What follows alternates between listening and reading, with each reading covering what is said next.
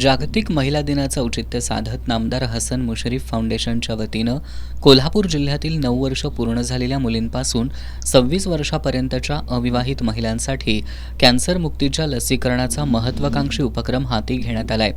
या उपक्रमाचा शुभारंभ कागल इथं आज वैद्यकीय शिक्षण मंत्री हसन मुश्रीफ यांच्या हस्ते झाला।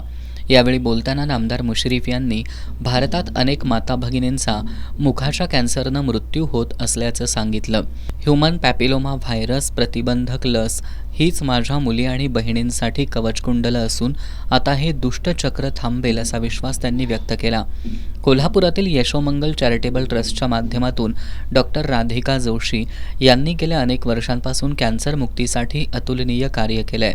1980 सालापासून त्या महिलांमध्ये कॅन्सरविषयी जनजागृती करत असून त्यांनी अनेक महिलांना या लसीकरणाचा लाभ दिलाय। जागतिक आरोग्य संघटनेच्या संशोधनानुसार ज्या महिलांनी ही लस घेतली आहे त्यांना कॅन्सर झाला नाही। त्यांच्या या अद्वितीय कार्याची दखल घेऊन त्यांना पद्मश्री पुरस्कारानं सन्मानित करावं अशी मागणी त्यांनी केली।